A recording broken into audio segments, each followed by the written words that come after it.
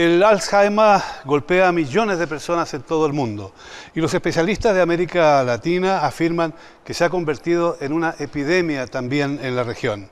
Desde el Centro Cultural Gabriela Mistral y su espacio Bibliogam en Santiago de Chile, esta es una coproducción de la televisión alemana Deutsche Welle y el canal de televisión de la Universidad Católica de Valparaíso, Chile. Bienvenidos a Claves, mi nombre es Gonzalo Ernesto Cáceres y permítame presentarle a nuestros invitados.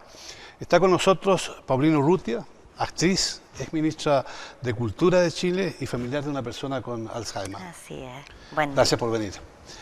Está también con nosotros Paula Fortés, quien es directora de Servicios Sociosanitarios del Grupo EULEN y consultora de Naciones Unidas en temas de cuidado y también es directora del Servicio Nacional del Adulto Mayor. Gracias, Paulina. Está también Benoit Cordier, quien es médico francés, especialista en geriatría y lleva 20 años trabajando en Chile. Y también nos acompaña Andrea Slachewski, neuróloga, académica de la Universidad de Chile, vicepresidenta de la Corporación Profesional de Alzheimer y otras demencias, COPRAD. El Alzheimer alcanza una gravedad enorme también en América Latina y en las próximas 2 décadas se estima que el número de afectados aumentará a más del doble en la región. ¿Qué se esconde detrás de esta realidad, Andrea? El punto principal es que América Latina está envejeciendo rápidamente y a diferencia de otros países, los países europeos, estamos envejeciendo en pobreza. Y nos estamos enfrentando a una enfermedad que es cada vez más frecuente y que afecta no solamente a personas de tercera edad que ya no son más activas, pero afecta a todo un núcleo familiar que se tiene que hacer cargo de esas personas.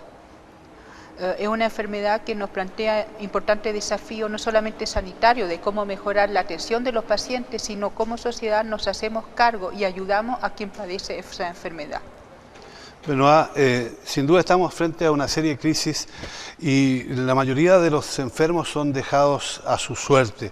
¿Qué representa esta situación para los afectados? Es evidentemente un problema para ellos y para los familiares, ¿no? Porque eso quiere decir que van a perder una funcionalidad personal, social, afectiva, intelectual y que le va a provocar un aislamiento, ¿no?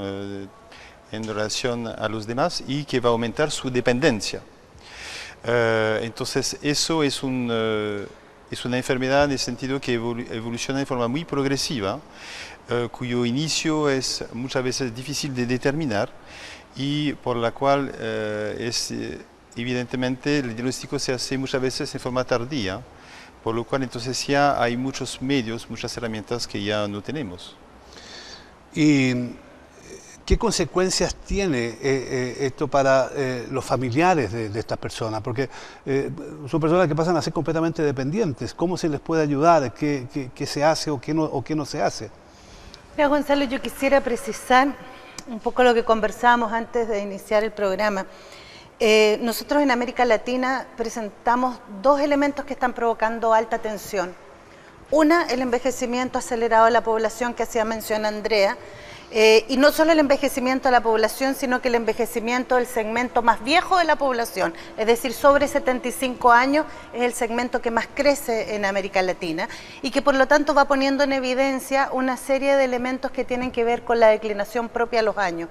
Y en segundo lugar, el que la salud mental no ha sido prioridad en materia de políticas públicas en nuestra región y por lo tanto las enfermedades asociadas a la salud mental, que en términos de cifra, por ejemplo, hoy día representan casi un 22% de la carga de salud, de gasto en salud, y sin embargo no tienen más de un 2% de inversión en materia de tratamiento y de ese 2% el 90% se va al hospitalario.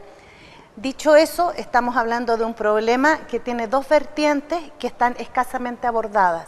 Un problema de magnitud que se va a ir agudizando y que desgraciadamente se piensa que es un problema del enfermo que lo padece.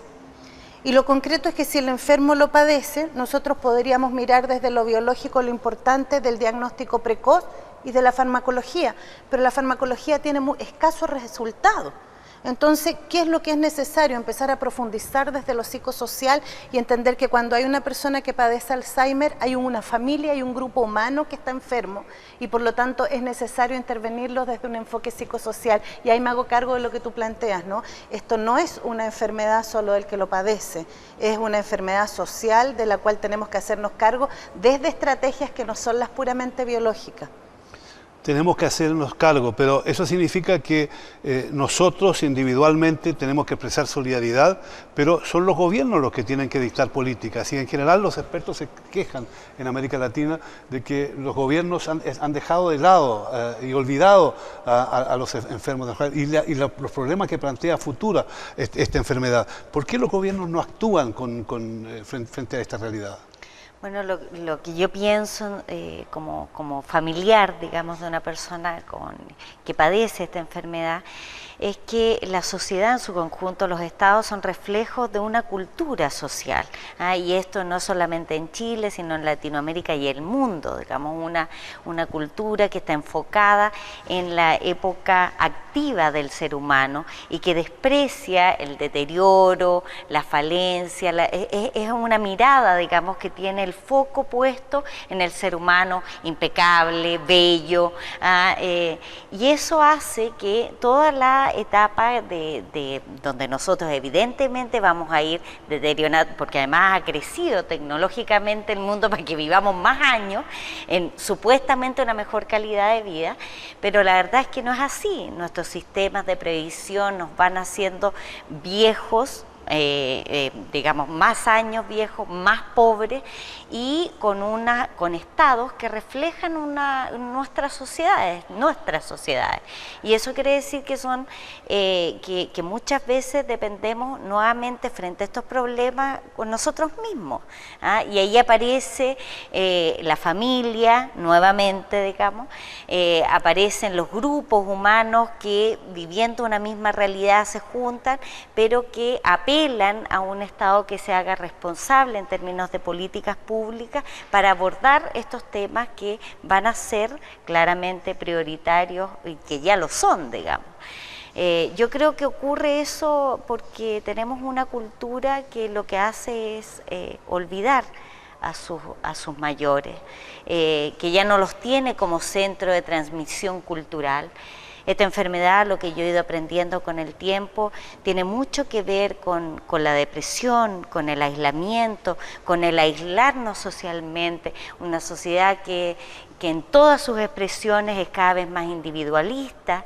Entonces, esta enfermedad es el resultado de nuestra cultura y por lo tanto, como nuestra cultura tenemos que hacernos cargo.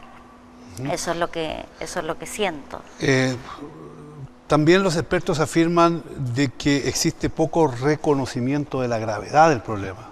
O sea, no se le otorga una atención en función de la gravedad que tiene. Dicen que prolifera el subdiagnóstico y el estigma. Esto debe repercutir muy fuerte en los enfermos que tenemos ahora y los que tenemos en el futuro si no cambia la situación. Absolutamente, yo creo que en Latinoamérica seguimos teniendo familias muy solidarias que se hacen cargo solas de su enfermo, que por lo tanto que no lo abandonan, a diferencia de otros países que las personas de edad están abandonadas y uno los ve ya en condición morir en el abandono. Pero el hecho de tener familias solidarias lleva a que el problema sea invisibilizado. Y los gobiernos han olvidado que se está dejando a enfermos y a familiares asumir en condiciones muy malas, que no hay respuesta, el enorme dolor que significa tener una enfermedad de Alzheimer. Pero es un problema a la vez, uno podría decir, moral, ético, de por qué no dejar en abandono a todas esas personas, pero también es un problema económico. El no prestar una adecuada atención a las personas con Alzheimer, desarrollando lo que está proponiendo la Organización Mundial de la Salud, planes nacionales de Alzheimer para enfrentar ese problema, va a llevar a una crisis tanto sanitaria como social. Un solo dato, los cuidadores de las personas con Alzheimer en más del 11% tienen que dejar de trabajar. O sea que si consideramos que en Chile uno de los grandes problemas para el surgimiento de la familia de la pobreza es que un miembro de la familia no trabaje, ahí tenemos un obstáculo, un freno a que las personas salgan de la pobreza. Benoit, ¿cómo es la vida diaria trabajando con personas que están enfermas de Alzheimer? ¿Cómo es tu trabajo? ¿Cuán difícil te resulta? ¿Y de dónde sacas la fuerza para permanecer haciendo esta labor que realizas como médico? Mira, yo creo que para empezar hay que diferenciar bien la vejez y el Alzheimer. Digo eso porque con el tiempo uno tiende a confundir, a pensar que como uno está viejo va a tener Alzheimer, es como parte del proceso del envejecimiento. Este punto es muy importante porque el Alzheimer es una enfermedad que se diagnostica. Eso quiere decir que evidentemente aumenta la aparición de esa enfermedad con el tiempo, pero concretamente a los 80 años, afortunadamente, más de la mitad de la población, como 60 o 70%, no tiene esta enfermedad. Digo eso como para precisar el cuadro, para no asociar el Alzheimer a la vejez en forma igual. El Alzheimer es una enfermedad. O sea que puede empezar mucho antes de la vejez. Entonces puede empezar mucho antes de la vejez y muchas personas, adultos mayores de 80 o 90 años, no tienen el Alzheimer. ¿Ya? Ahora, el tema es, evidentemente, como es una enfermedad de evolución progresiva, tanto los síntomas como los cuidados van a ser distintos, según el momento de la enfermedad. Quizás el momento crítico es el momento del diagnóstico, porque muchas veces uno ve en las familias que muchos de los síntomas tienden a ser como negados, porque la gente dice justamente, es la vejez, el problema de memoria es por su edad, es por su carné. Y entonces tienden a dejar pasar muchos síntomas que son indicios de que algo está ocurriendo. Y por ejemplo, ¿cuáles son esos síntomas los más evidentes? Hay un problema de memoria, que la gente pierde lo que se llama la memoria a corto plazo, puede empezar a repetir las mismas cosas, las mismas preguntas, por ejemplo. Puede haber problemas de trastorno de juicio, que la gente no tiene un juicio adecuado en las situaciones de la vida diaria, por ejemplo, lo que puede volver peligroso actividades de vida diaria, como cocinar, por ejemplo, olvidar el gas o no cuidar correctamente algo en la cocina. Puede haber problemas del habla, que la gente se le busca sus palabras, no logra encontrar la palabra adecuada para expresar lo que quiere decir. Esos son unos síntomas, pero la doctora Shensky nos puede enseñar mucho más sobre eso. Entonces, el punto es la detección lo más precoz posible para establecer un plan, porque en el fondo efectivamente no sirve hacer un diagnóstico si uno no tiene herramientas. Entonces, el diagnóstico tiene que acompañarse de un plan de tratamiento, que no sea solamente farmacológico, pero que sea también un acompañamiento del paciente, de la familia, participación de talleres, de estimulación de la cognición y también información de la enfermedad, cómo apoyar los cuidadores, cómo formar los cuidadores. Entonces ahí hay todo un trabajo muy importante que desarrollar y poder actuar en cada etapa de la enfermedad, que siempre es distinta para cada uno. Bueno, en ese sentido, sin duda alguna, se plantean, no solo por los enfermos de Alzheimer, sino que en general, por algo lo que nos contaba recién Paula, en el sentido de que el problema es mucho más complejo y demanda mucho más recursos, pero también demanda una lucha enorme de quienes están interesados en que las cosas cambien. ¿Cuán dura es esa batalla? ¿Cuáles son las barreras que se encuentran aquellos que quieren transformar esa realidad?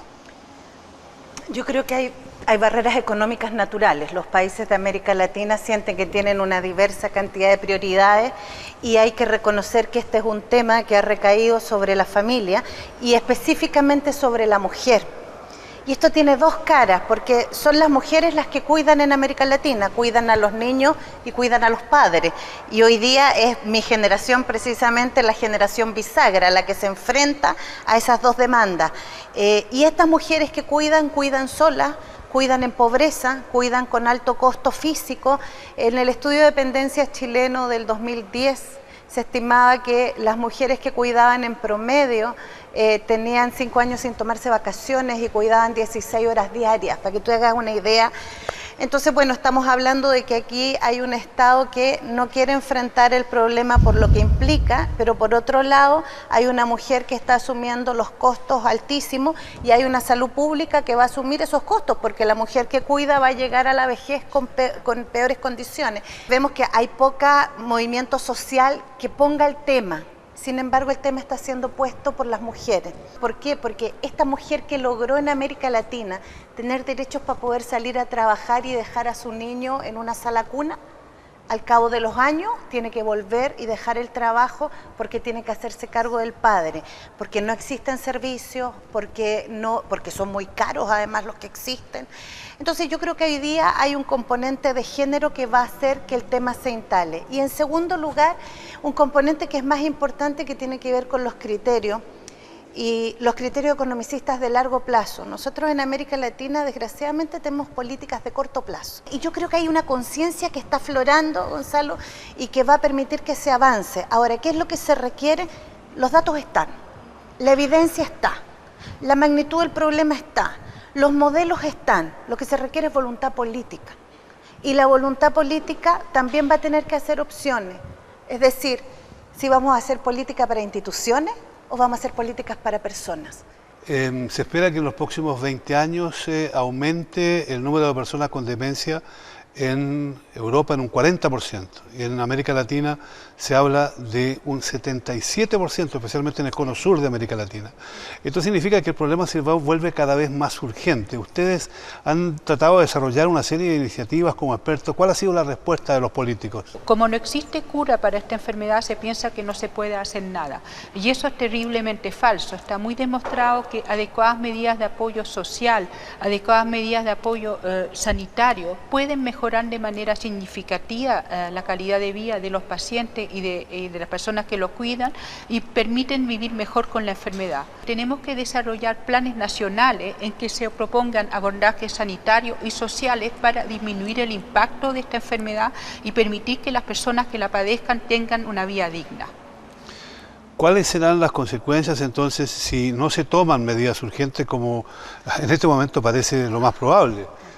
¿Cuáles serán las consecuencias para los enfermos y para la sociedad, teniendo en cuenta que de aquí a unos pocos años, 20 años pasan muy rápidamente, se va a multiplicar el número de enfermos?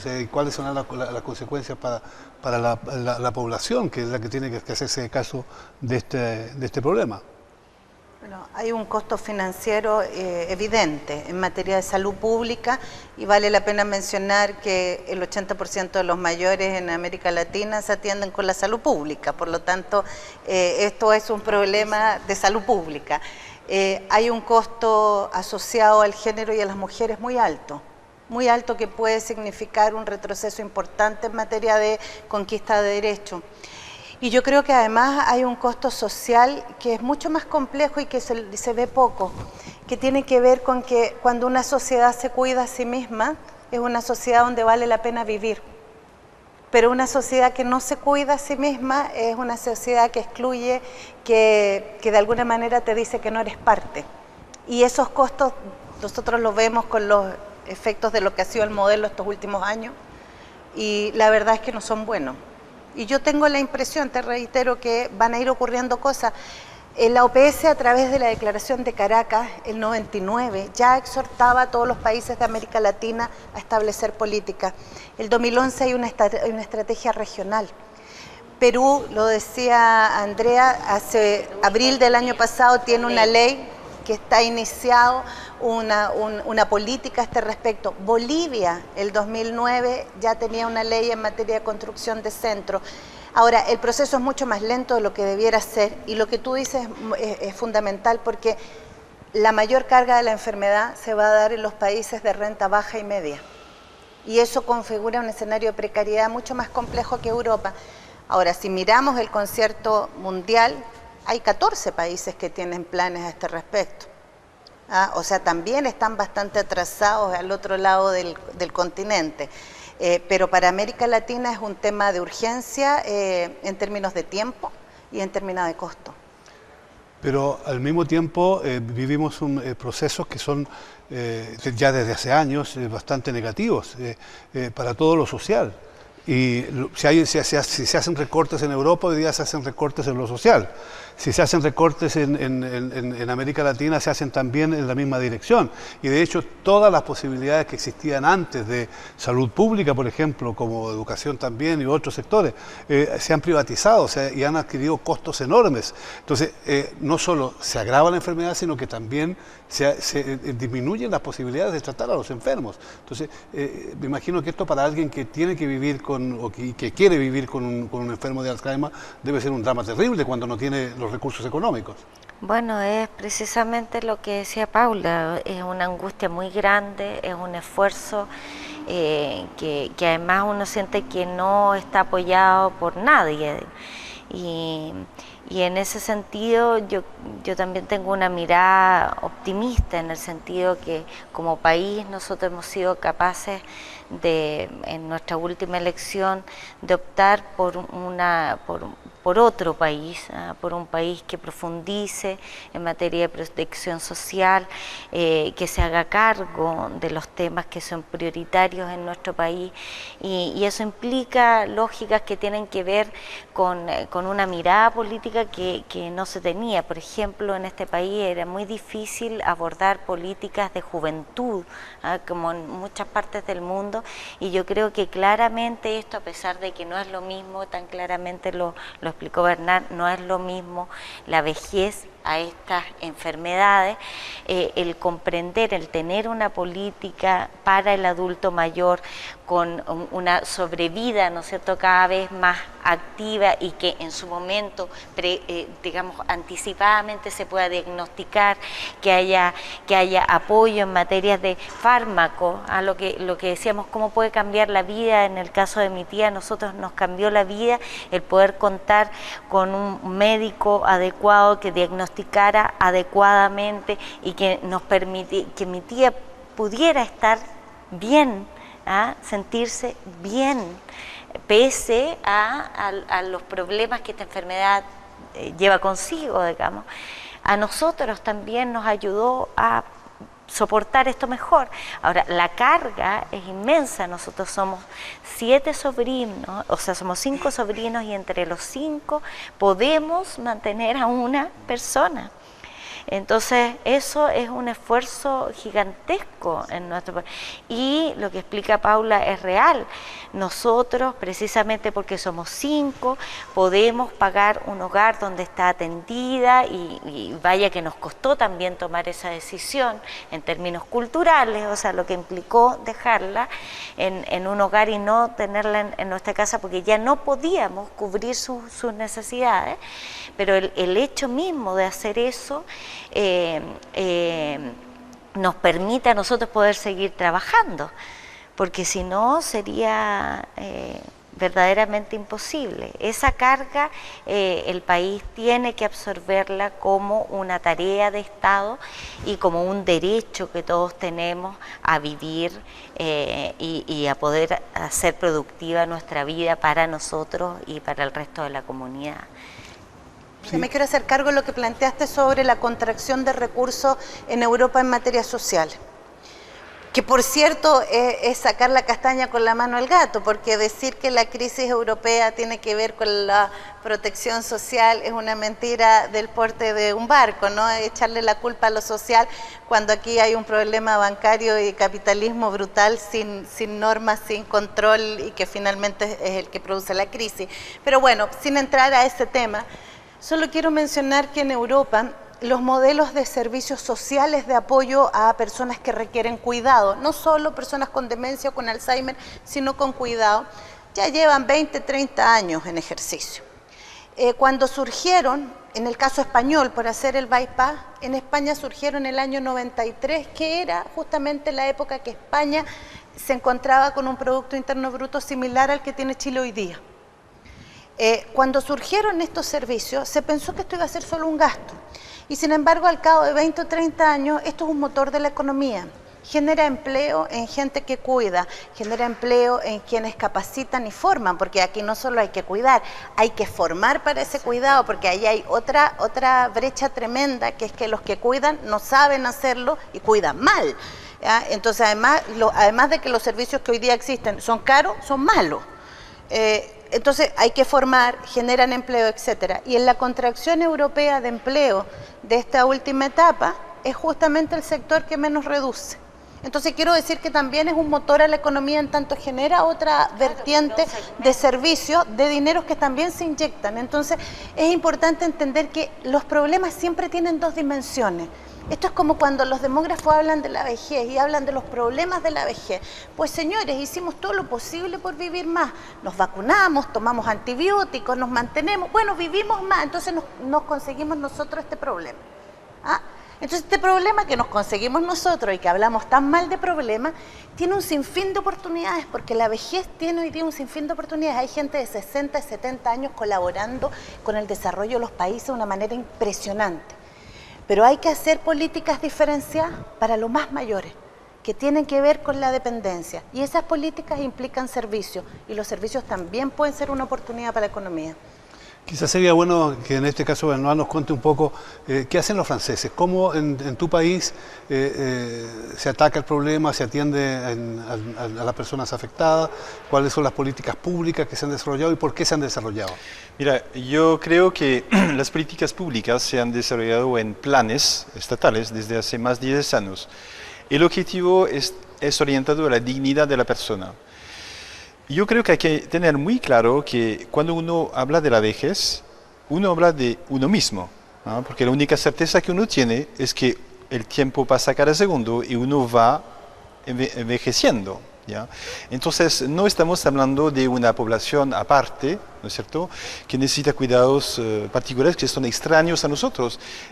Cuando uno cuida la vejez, se cuida a uno mismo, ¿no? Se cuida su futuro personal. Ya. Yo creo que eso es un tema que quizás uno no tiene mucha conciencia. Ahora, efectivamente en Francia estamos en el cuarto plan.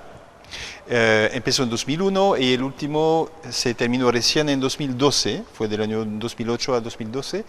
Fue con un financiamiento bastante importante, pues fueron casi 2.000 millones de euros en estos 5 años, y orientado al paciente, al cuidador, y a la investigación, básicamente.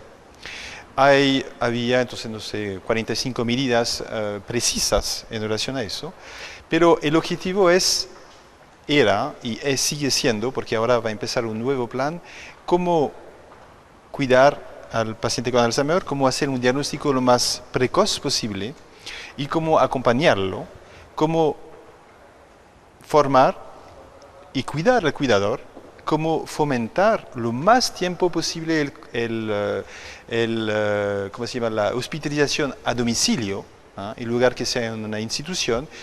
Evidentemente eso pasa por un montón de tipos de ayudas, que concretamente van desde la mañana a entregar los remedios, una persona que viene para eso, una persona que viene para limpiar, una persona que viene para ocuparse de las comidas, también un plan que pasa por recuperar o por lo menos fortalecer las capacidades remanentes de los pacientes con Alzheimer, con una rutina de ejercicios, con ejercicios adentro de la casa, adaptados según evidentemente el estado, o sea, el nivel de avance de la enfermedad, y también tratar de, ayudando al cuidador con la formación, también permitir zonas, momentos de descanso para el cuidador, es decir, poder hospitalizar al paciente durante unos días cuando tiene un episodio agudo, ¿no es cierto?, que es muy difícil el problema de trastorno de conducta que existen a veces en el paciente con la enfermedad de Alzheimer.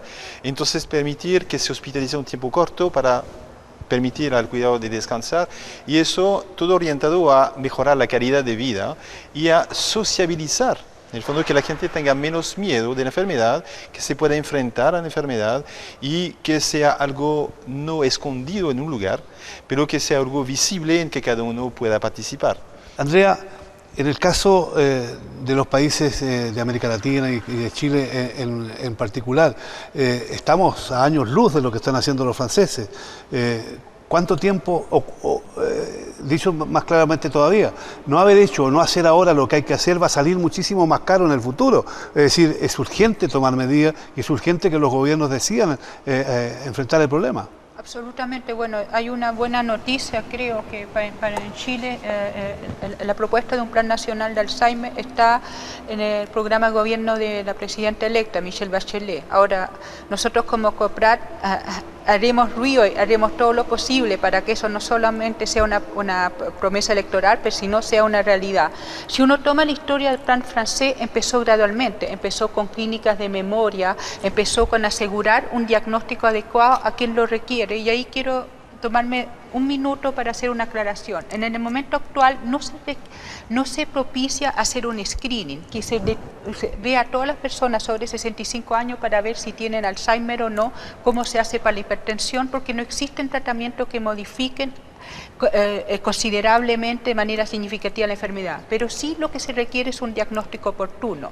Se requiere que una persona que empieza a tener problemas y que esos problemas lleven a problemas a su entorno, en su diario vivir, sea identificado cuidadosamente, sea identificado cuando va a ver a su médico de atención primaria, y eso requiere mucha capacitación, requiere no solamente que médicos especialistas, sino requiere médicos generales, requiere enfermeras, requiere asistentes sociales capacitadas que se den cuenta que esa persona está cambiando y está teniendo problemas. Y no se requiere que le hagamos un test de memoria a todas las personas sobre 65 años.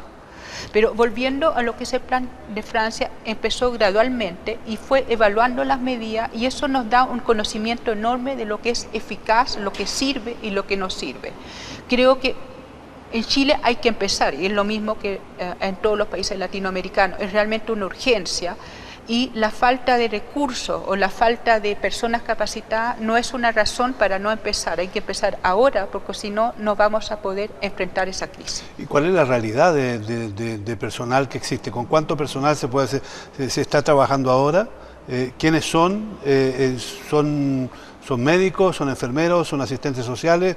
¿O es un grupo muy reducido? ¿O hay especialización en el tema Alzheimer? Yo diría que actualmente, por ejemplo, lo que hay básicamente son neurólogos que saben de eso, hay geriatras que saben de eso, los médicos generales saben muy poco. En el currículum de la Escuela de Medicina hay como 6 horas dedicadas al Alzheimer, y la posibilidad de dar tratamiento, una atención adecuada es mínima. Yo personalmente empecé con COPRAD con otras personas, con familiares, porque me aburrí de ver pacientes, decirle usted tiene eso, y no tenía nada que ofrecerle en el servicio público. Y también es la realidad bastante cercana en la práctica privada. En fin, uno como especialista, uno se enfrenta a la frustración de dar un diagnóstico y de no tener ninguna alternativa de tratamiento válido que incluya todas las aristas de la enfermedad que ofrecer. Paulina, desde la perspectiva de alguien que tiene a una persona en la familia enferma y que ha pasado todo lo que nos contaba, yo creo que esta idea de Francia y de otros países europeos, también en Alemania y algo similar, entre tanto, debe sonar a algo muy distante, muy lejano. ¿Qué quisiera un familiar de una persona con Alzheimer de su país para que, cómo se debería enfrentar el asunto? Bueno, es como se dice en las artes, es la cadena de valor.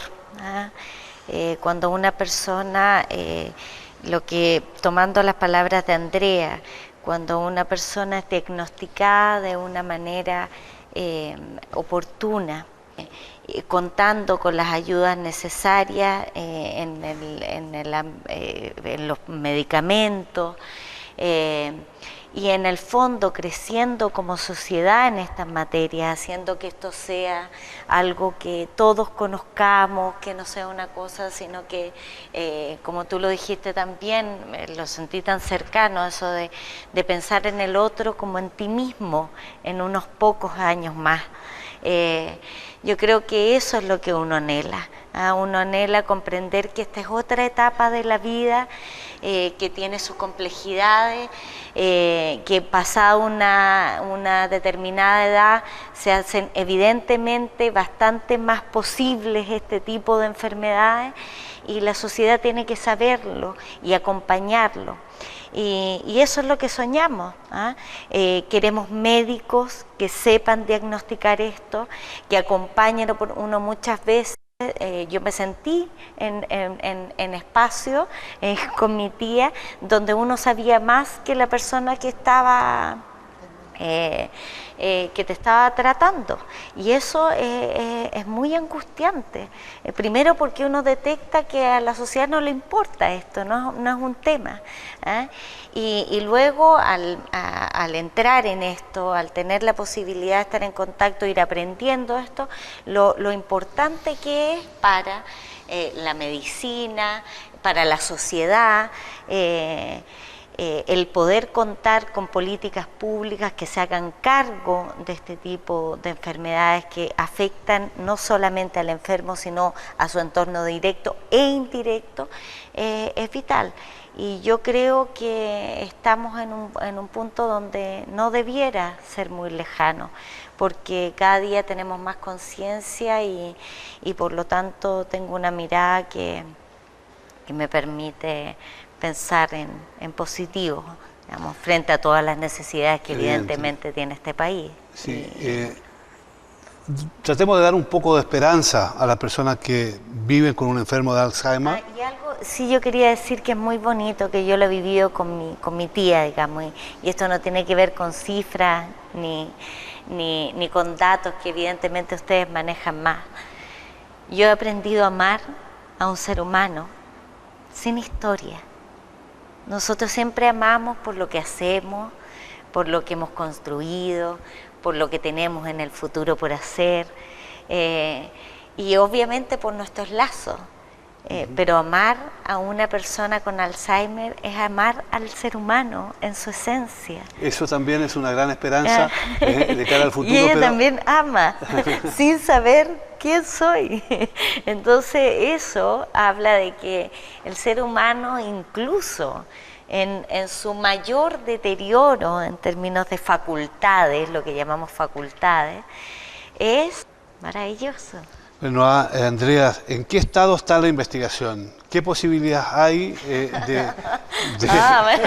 qué posibilidades hay de que haya algún... De que seamos inmortales? No, yo me refiero tanto, más que... por ejemplo, se habla de la posibilidad de una vacuna, se habla de una posibilidad de tomar de algún tipo de investigación que pudiera ayudar a evitar o a minimizar los daños de esta enfermedad. Yo antes de hablar de la investigación que dice Claudia Paulina, dijo algo muy importante, es que una persona con Alzheimer o con otra demencia no pierde su dignidad. Actualmente nadie en nuestra sociedad pensaría que un niño con síndrome de Down, un niño con retardo mental tiene menos dignidad y menos derecho que otra persona. Y pensamos que las personas que no tenían problemas mentales y que ahora los tienen son personas menos dignas. Y aprender a convivir con la enfermedad es también aprender a dignificarnos con nuestras capacidades plenas y sin nuestras capacidades. Y creo que es una enorme enseñanza, entender al ser humano que podemos ser fuertes o podemos ser débiles. Y quizás con eso nos seremos una sociedad un poquito más justa, si consideramos que las personas con Alzheimer son personas también dignas, que no tenemos que ocultarlas y que no tenemos que avergonzarnos porque haya personas con demencia en nuestra familia. Ahora, en cuanto a la investigación, creo que estamos en una fase un poquito pesimista. Pensamos durante mucho tiempo que teníamos la respuesta ad portas, la famosa vacuna. Actualmente, todos los ensayos terapéuticos con esa vacuna o medicamentos similares han fracasado. Una de las posibilidades es que estemos llegando muy tarde, que estemos actuando en la enfermedad cuando ya hay un daño inmenso en el cerebro y ahí no hay nada que reparar, nada que hacer. Y lo que se está haciendo actualmente es, pero para investigación, tratar de hacer un diagnóstico muy precoz para poder intervenir en un momento más temprano. Pero ese diagnóstico muy precoz en fase preclínica tiene sentido, utilidad únicamente para la investigación en la actualidad. Está la importancia de tratar de encontrar mejores métodos para la investigación y está la importancia de esta enfermedad que recientemente el G8 se reunió en Londres y decidieron conjuntamente de poner muchos fondos para enfrentar esta enfermedad. Tenemos recortes financieros, pero los estados dicen, los estados de los países que están en crisis, pero que son los estados líderes, dicen esto es una prioridad. Paula, brevemente, antes de terminar nuestro programa, ¿esperanzas de tu parte también de que seamos más solidarios y dejemos de ignorar el Alzheimer? Sí, yo creo que sí. Sin embargo, creo que también es tarea de cada uno consigo mismo. O sea, hay cosas que nadie puede explicar cuando ve enfermos con Alzheimer respecto de la cantidad de discapacidad, porque esa cantidad de discapacidad no se condice con el deterioro cerebral. Y la cantidad de discapacidad pasa, entre otras cosas, porque el enfermo de Alzheimer pasa a ser considerado la enfermedad. Es anulado, es tratado sin dignidad, se le exige menos para que interrelacione, se le deja de pedir, se le aísla desde el cuidador y el cuidador también. Entonces, ¿qué quiero decir con esto? Que es re importante entender que detrás de la enfermedad hay una historia. Y es importante también preocuparnos de que este tema del cuidado y del cuidado de los mayores pareciera que sin mucho asomo de una vacuna o una solución, tiene que ver con replantearnos esto de ser una entidad energética, humana, interconectada, de que nos necesitamos. Nadie cuestiona esto de cuidar a un niño, porque los niños nacen y requieren el cuidado. Pues pareciera que también tenemos que cuidarnos en las últimas etapas. Y tal como la sociedad invierte y aprovisiona recursos para cuando nacemos, para el parto, para los primeros años en salud, etcétera, nos tiene que aprovisionar recursos para cuando nos vamos. ¿Ah? Y yo desde ahí creo que tiene que haber un cambio, y va a haber un cambio porque el problema o va a impactar por lo económico, por los costos económicos asociados, o va a impactar por lo ético, o va a impactar por los propios miedos que tenemos todos en términos de una vida más digna. Así que yo tengo esperanza. Una vida más digna que se construye naturalmente en una sociedad solidaria. En ese sentido, debemos aprender de quienes ayudan a sus familiares enfermos y a los médicos que están trabajando con ellos. Gracias por acompañarnos desde la biblioteca del Centro Cultural Gabriela Mistral en Santiago de Chile. Les deseamos que tengan un buen día y una buena tarde y gracias por estar con nosotros.